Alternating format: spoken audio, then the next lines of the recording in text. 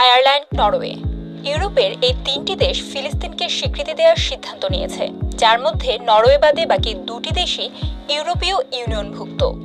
বুধবারের ঘোষণাটি আসার আগ পর্যন্ত মাত্র 9টি ইউরোপীয় দেশ ফিলিস্তিনকে স্বীকৃতি দিয়েছিল, যাদের বেশিরভাগই 1988 সালে অর্থাৎ সোভিয়েত ব্লকে থাকার সময় এই সিদ্ধান্ত নেয়।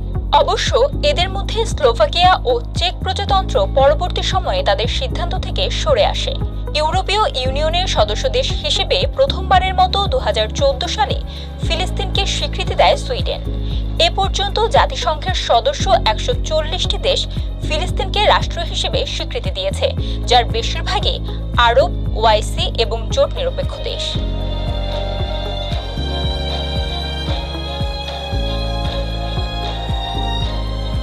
ফিলিস্তিনকে ইউরোপীয় 3 দেশের স্বীকৃতি দেওয়ার সিদ্ধান্ত ঘোষণার পর দেখা যায় ব্যাপক আলোচনা। এ নিয়ে তীব্র প্রতিক্রিয়া জানায় ইসরায়েল। স্বীকৃতি দেয়া ইউরোপীয় এই 3টি দেশই অনেক আগে থেকেই ফিলিস্তিনিদের প্রতি সহানুভূতিশীল ছিল। বিশেষ করে গাজায় ইসরায়েলি হামলার বিরুদ্ধে শুরু থেকেই নরওয়েতে তীব্র প্রতিবাদ হয়েছে।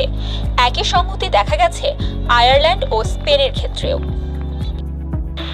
ফিলিস্তিনে হামলা বন্ধের পক্ষে গড়ে ওঠা প্রতিবাদের মুখে দেশের অভ্যন্তরীণ চাপ ও ক্ষমতাসীন দলের জনপ্রিয়তা হারানোর ভয়ও এই ধরনের সিদ্ধান্তের ক্ষেত্রে প্রভাব ফেলছে বলে মনে করছেন বিশ্লেষকরা। এছাড়াও একদিকে ইসরায়েলের প্রধানমন্ত্রী নেতানিয়াহুর বিরুদ্ধে গ্রেফতারি পরোয়ানা এবং অন্যদিকে রাফাতে সেনা অভিযান বন্ধ করতে আন্তর্জাতিক অপরাধ আদালতের নির্দেশ বেকায়দায় ফেলেছে ইসরায়েলকে। ফিলিস্তিন রাষ্ট্র হওয়ার পক্ষে ইউরোপে যে সমর্থন বাড়ছে, নতুন 3 দেশের স্বীকৃতি অন্তত তেমনটাই বলছে। ফলে এই সিদ্ধান্তে একদিকে সমর্থকরা যেমন উচ্ছ্বসিত হচ্ছে, তেমনি এর নিন্দা করছে বিরোধীরা। তবে এসব সিদ্ধান্তে যুদ্ধের দৃশ্যপটে সহসায় যে কোনো পরিবর্তন আসবে, তেমনটাও আশা করা যাচ্ছে।